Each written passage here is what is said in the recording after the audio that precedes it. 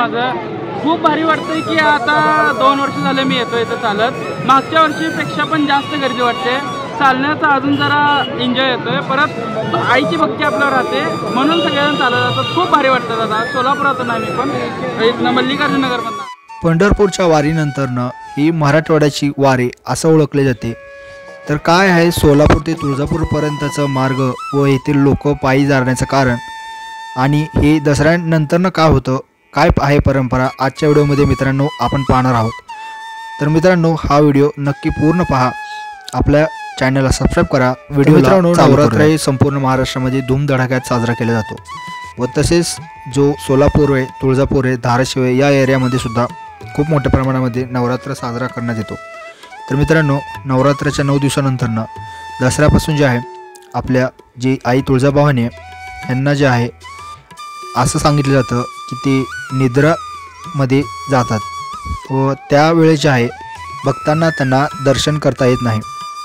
तर मित्रांनो कोजागिरी पौर्णिमेपर्यंत जे आहे आपल्याला देवीचं दर्शन भेटत नसतं।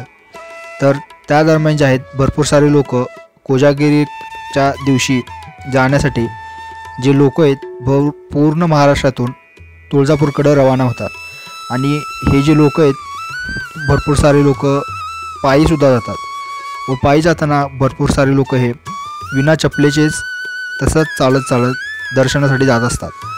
तर मित्रांनो दर्शनासाठी जे आहे हजारो लाखो भाविक येतात, पूर्ण महाराष्ट्रातून नाही तर तेलंगणा, आंध्रा, कर्नाटक व तसंच बाकीचे काही जे महाराष्ट्राच्या बाहेरचे जे आउट ऑफ स्टेट आहेत तिथून सुद्धा जे लोक आहेत मोठ्या प्रमाणात येतात। यामध्ये जे आहे महिला, पुरुष आणि त्यासोबतच भरपूर सारे लहान मुलंसुद्धा सहभागी होतात। तर मित्रांनो भरपूर सारे भाविक आहेत ते बाहेरच्या राज्यातून येतात।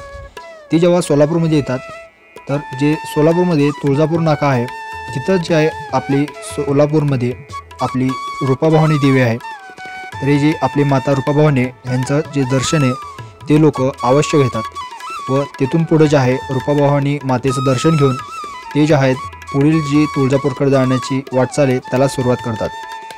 तर मित्रांनो या दिवसामध्ये जे आहे दसऱ्यानंतरनं 3 ते 4 दिवस जे आहे कोजागिरी पौर्णिमेनिमित्तपर्यंत जो आपला सोलापूर ते धाराशिवचा हायवे हा जो आहे वन साईड चालू ठेवलेला असतो व या टायमाला जे आहे एका बाजूचा जो साईड आहे त्या साईडला पूर्णपणे ट्रॅफिक बंद केलं जातं आणि या रूटवरनं जे आहे भाविक हे आपलं प्रवास करत असतात।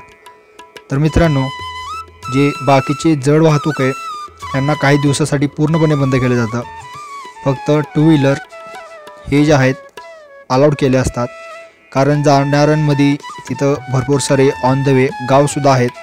तर तेथील ग्रामीण लोकांनासुद्धा याचा त्रास होऊ नये यानिमित्त वन साईड रस्ता जो असतो तो चालू ठेवण्यात आलेला असतो। तर मित्रांनो इथं जाताना जे आहे भरपूर असे भाविकांसाठी जे बाकीचे इतर भक्त असतात सर्व ठिकाणाचे सोलापुरात आणि त्यासोबतच सोलापुराच्या आजूबाजूच्या परिसरातील ते लोक मनोभावे जे आहेत भक्तांची सेवा करतात व देवीच्या चरणी एक आपली इच्छा पूर्ण केल्यावानी दर्शन घेण्याचं जे मार्ग आहे ते शोधत असतात। तर मित्रांनो आता आपण काही भक्तांचे मनोगत ऐकणार आहोत। शुभम स्वामी नाव आहे माझं। खूप भारी वाटतंय की आता 2 वर्ष झाले मी येतो इथं चालत। मागच्या वर्षीपेक्षा पण जास्त गर्दी वाटते, चालण्याचा अजून जरा एन्जॉय येतोय। परत आईची भक्ती आपल्यावर राहते म्हणून सगळेजण चालत जातात। खूप भारी वाटतं दादा। सोलापुरातून आहे मी पण, इथनं मल्लिकार्जुन नगरमधनं आलो। खूप भारी वाटतं। शुभेच्छा सर्व भक्तांना शुभेच्छा की लवकरात लवकर जावं आईपाशी किंवा कोण पिऊन वगैरे असं वाईटपणा करू नये। तर मित्रांनो जे भक्त असतात ते भरपूर लांबनं प्रवास करून येत असतात।